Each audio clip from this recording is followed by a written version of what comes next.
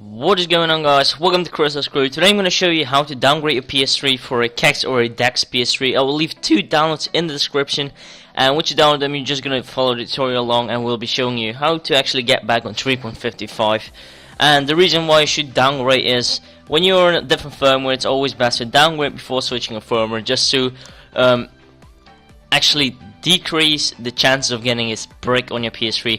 So as you can see, I've here the two download links, the CAX version and the DeX version. The CAX version is 99 downgraded by a reboot, so you'll be ending up on your PS3 on the reboot CAX firmware, but it's 3.55, so you're just good to go and switch to any firmware you like afterwards, like for instance Rogero or Habib or any firmware that's available, I should say.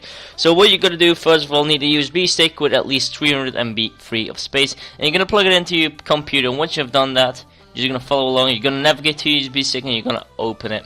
Once you open it and you don't have a folder yet on your USB, you just call it PS3, and inside that folder you should make a folder called update. Now I've already drag and drop my update in here, so the PS3 downgrade update, I should say. This is the DeX version, by the way. So you shouldn't have this inside. So you've downloaded already. I assume you've already downloaded the downgrade. And once you've downloaded it, you're gonna drag and drop it inside the update folder, and you should be ending up with something like this: a weird, massive, long name. Now what we're gonna do is just double click it to, or just once click it, I should say, to rename it. And we're gonna rename it to PS3 Update without the E at the end, because Sony is so stupid that they couldn't spell, and I just made a spelling mistake as well. It's got to be PS3 update.pup, and we're gonna hit enter. And once that's actually done, we're good to go. What we're gonna do now is just exit out or close it, and we're gonna safely eject or USB, just to avoid corruptions on your USB. And my computer is probably not letting it, because okay, now we should be able to remove it. I sometimes have this problem that it's not letting me eject it, but it should work now. As you can see, we could safely eject it.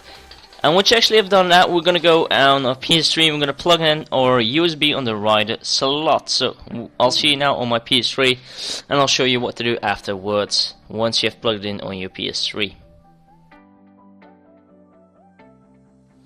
Okay, so right now, as you can see, I am on my PS3, and as you can see at the top, PS3 system firmware, it's showing on 4.46 DeX. Now, as you can see, I am not on PS3 on 3.55, excuse me. So what we're going to do now is just ignore this, actually, just to show you that I am on a higher firmware than 3.55, and then we're going to downgrade it. So basically, meanwhile, I already said you should have ejected your USB out of your computer, and now you're going to plug it into your most right slot. If you're using a slim mode, the most right slot, actually, and the fat mode also, just the most right slot of USB. You're just gonna plug it in there. Why you should use the most right slot? It's close to the hard drive, people say, but I don't know. Just put in the most right slot, and once you've done that, you're actually gonna go and navigate to System Update. And once you're in System Update, you're gonna click on Update via Storage Media. So once we actually have done that, it shows you 3.55 PS3 update.pup, and we're just gonna click on that.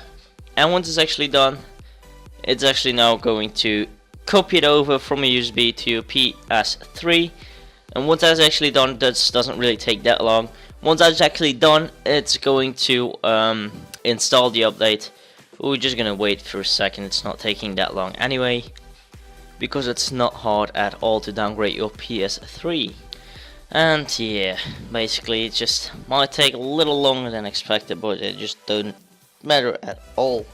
So actually, see, it's now actually done copying over. Now what we're gonna do is just let it install, and installing shouldn't take that long. Usually when I'm downgrading my PS3, it's just like going to 30% or something, and then it just jumps to 100% really fast. And I assume it probably now happens as well. So it can take sometimes a little long when you have an older USB and it's just full, but usually copying over and installing wouldn't take that long. But we'll see how it goes here actually. But as you can see, it's on 2%. I might just cut it out just to make the video a little shorter, because I don't want to have a massive video just to wait for you guys and just look at the screen, because that's just time waste, and that's why we're just going to cut it over. So I will see you back when it's done.